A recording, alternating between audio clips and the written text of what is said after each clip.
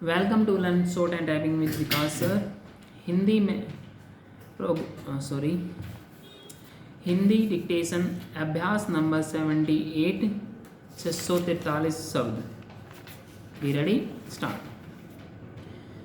आदरणीय सदस्यों, देश की चुनाव प्रणाली का उपयोगी होना स्वच्छ चुनाव पद्धति पर निर्भर करता है और देश के मतदाताओं का यह विश्वास है कि जब तक चुनाव प्रणाली में महत्वपूर्ण सुधार नहीं किया जाता, मतपेटियों द्वारा किया गया निर्णय विश्वसनीय नहीं होगा।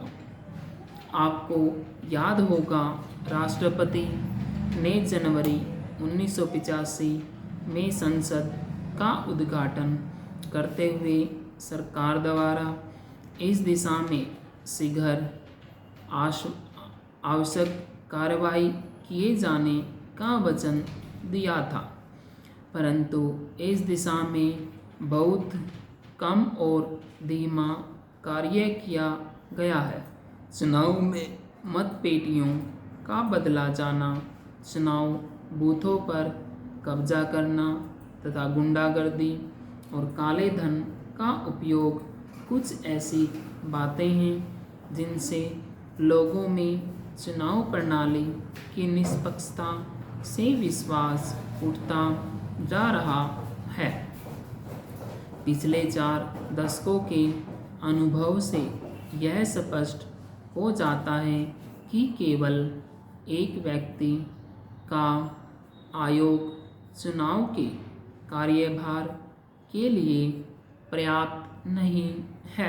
Full stop. इसलिए आप हमारा सुझाव है कि प्रधानमंत्री भारत के सर्वोच्च न्यायाधीश और विपक्ष की सलाह से राष्ट्रपति द्वारा इस कार्य के लिए 3 व्यक्तित्व आयोग की नियुक्ति की जानी चाहिए। इस आयोग के सदस्यों का वेतन, शिक्षा और नियुक्ति की शर्तें सर्वोच्च न्यायालय के न्यायाधीशों के समान ही होनी चाहिए। अवकाश प्राप्त करने पर आयोग के सदस्यों की सरकारी नौकरी पर रोक लगाई जानी चाहिए। इसी प्रकार आयोग पूरे समय के लिए ऐसे क्षेत्रीय चुनाव आयुक्त की नियुक्ति करे जो अपने अपने क्षेत्रों में निष्पक्ष चुनाव कराएं तथा उनकी देखभाल करें। इन क्षेत्रीय आयुक्तों का राज्य तथा केंद्र की सरकारों से कोई संबंध नहीं रहना चाहिए। उनका वेतन, सत्र और शिक्षा आदि उच्चतम न्यायालय के जजों के बराबर होना चाहिए। चुनाव आयोग को ऐसे न्यायिक अधिकार भी दिए जाने चाहिए जिनके अंतर्गत वह उन लोगों पर मुकदमा चला सके जो चुनाव के अवसर पर कानून तोड़ते हैं अथवा जो चुनाव बूथों पर कब्जा करते हैं और उसके पास मारपीट करते हैं। ऐसे व्यक्तियों को ऐसे अपराधी घोषित किया जाए जिन्हें कड़ी से कड़ी सजा दी जा सके। किसी दूसरे आदमी के नाम से मत डालने से लोगों को रोकने के लिए हमारा सुझाव है कि प्रत्येक मतदाता को परिचय पत्र जारी किया जाए। कंप्यूटर प्रणाली के प्रयोग से एक मतदाता को एक विशेष स्थायी नंबर दिया जाना चाहिए। इससे मतदाताओं की सूची तैयार करने में भी सुगमता होगी। चुनाव राष्ट्रीय एकता का अत्यंत आवश्यक और महत्वपूर्ण अंग है। दूरदर्शन और आकाशवाणी का निष्पक्ष प्रयोग मतदाताओं के विचार को सही रूप से सामने लाने और उपयोगी सरकार का चुनाव करने में अत्यधिक सहायक होगा।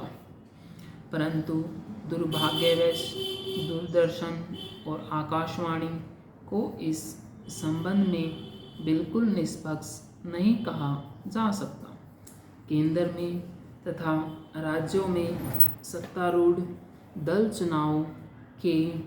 चुनावों के दिनों में अनुचित लाभ उठाते हैं। हमारा सुझाव है कि चुनाव आयोग को सरकारी हवाई जहाज, कार, डाक बंगला तथा अन्य सुविधाओं को उपयोग में लाने के संबंध में नियम बनाने चाहिए तथा उन नियमों का कड़ाई के साथ पालन होना चाहिए। मैं यह तो नहीं कहता कि चुनाव के दिनों में सारे भारत में सीधा राष्ट्रपति शासन होना चाहिए, क्योंकि यह न तो संभव है और न ही उचित। लेकिन इस अवधि ही में केंद्र तथा राज्य सरकारों को कार्यवाहक सरकार की तरह कार्य करना चाहिए। इसमें कोई नया कानून बनाने, नई नीति की घोषणा, आर्थिक सहायता तथा सत्तारूढ़ दल को अन्य प्रकार की सहायता देने से रोका जा सकता है। चुनाव प्रणाली में पैसे के दुरुपयोग की भूमिका से सभी परिचित हैं। इस संबंध में आवश्यक सुरक्षा मापदंडों के अभाव में हमारे समाज का समस्त राजनीतिक तथा आर्थिक ढांचा बिगड़ गया है।